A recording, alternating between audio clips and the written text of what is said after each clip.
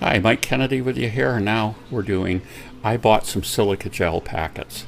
I got 50 of them off the internet for, I think it was $7 with shipping. Now, probably will look at getting it just the gel and not the packs too. I'm going to use more than these, but we're going to look at one. We're going to dissect it and see what it's like. Now, these say they're throwaway, one use, do not eat, okay? But a lot of these silica gels can be used again. They can be heated in the oven at 250 degrees for 4 hours, I believe is the correct amount of time, and they can reactivate them. In other words, what it does is drives out the moisture and allows them to absorb more moisture. Now the problem with these is, you know, these get put in the thing and you open it up, throw them away. Some of the silica gel has an indicator color in it, and I'm going to step out a limb here and say that I know there used to be a chemical that was included in every children's chemistry set when I was younger called cobalt chloride. And if you put some cobalt chloride on paper, it would be blue or pink depending on how much moisture was in the air. Okay? So I'm thinking it was something similar to that. But I assume when I open this, all I'm going to find is clear beads. And that's exactly what I find, is silica gel beads. So I'm going to do a little bit of research on this, but I would assume that I can take these and heat them in the oven again and keep using them over and over again. Sometimes they'll sell silica gel in a metal tin with like a membrane on it, so parts of it are exposed to the air can get in and it can absorb moisture, and those tins will say put back in the oven for the 4 hours at 250 degrees to reactivate it. I would think it all depends on how much of the silica gel you have too. I don't think microwaving would work, because I think microwaving would basically cause the beads to explode, and I'm just not going to try that because I'll mess up my microwave oven. But anyway, so there we go. Now, what are we going to use it for? What I'm going to use it for is, especially when I have something I'm storing long term. I've got enough black peppercorns here to last a long time. These are from Cambodia. I don't want them to go bad. I'm going to put a silica gel pack in them. You know, here's some, I admit there's not much in here, but there's going to be more in it later. Here's some thyme. Again, silica gel pack. Keep that nice and dry. Again, we talked about, you know, you saw my thing about absorbing oxygen, but here we have a different scheme. With this jar, we've put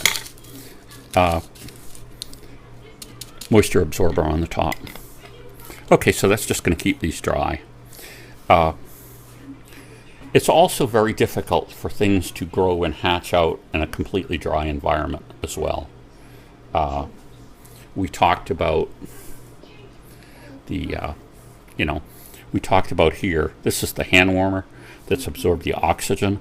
So in this, there's no oxygen left in this jar, and it's even pulled in the little safety thing here. As the pressure in the jar became less, as the iron in here was oxidized, using up the oxygen, which was about 20% of the components of air, it actually decreased the pressure, and it caused that to come down and to seal. Now, I think silica gel in there could also go in there for really for long-term storage things. But, you know, I live in kind of a damp house. I live on a slab, and there's a lot of moisture around. I have a lot of trees around my house, and there's just a lot of moisture no matter what. We very rarely get into a situation where we think the house is too dry. It's always the other way. So to me, having something like this is really worth it. And once you put something in a glass jar, it's gonna keep quite a while. I've had, with my, of course this isn't a mushroom, but I guess I've had mixed results with storing mushrooms in plastic bags. Some plastic bags, even though they don't appear to, are permeable. That is, air can get in and out of them. And it just seems, too, that bags, when you open and close them, they get a lot of moisture in them each time. So I think from now on, especially when I use a bag for something, there's going to be one of these silica gels in it. And again, I'll mention, I don't have the exact link, but if you put moisture absorber packs into eBay, you're going to see all kinds of them come up. And they're going to be all kinds of quantities. I went for the 50 for the $6.95 shipped from America. It got here in 3 or 4 days, even though it said it was going to take like 2 weeks. Got here in 3 or 4 days, and so I could use it right off, which is what I wanted to do. And so there we go. Moisture absorbers, what they look like on side. And when I actually get around to using them more, we're going to figure out a way, especially if I can get some cobalt chloride, to show whether this can be reactivated or not. And it will be a simple experiment. All we'll have to do is have a jar with one of these in it and watch the thing change color. Maybe I'll leave one of these out in the air in my house for a month, and I'm sure it will be totally saturated with water by then, especially this time of year.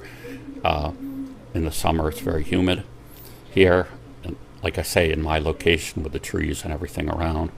So then we'll take that, try to reactivate it, put it back in a jar with that moisture indicator, or get a moisture indicator of some kind, and be able to tell exactly.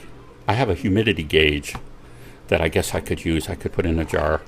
I don't think the gauge is super accurate, but it would give us it would give an approximate value. I think if we measure the humidity in the air and stick it in there with a pack, we could watch it go down after a number of hours, and that would just give us I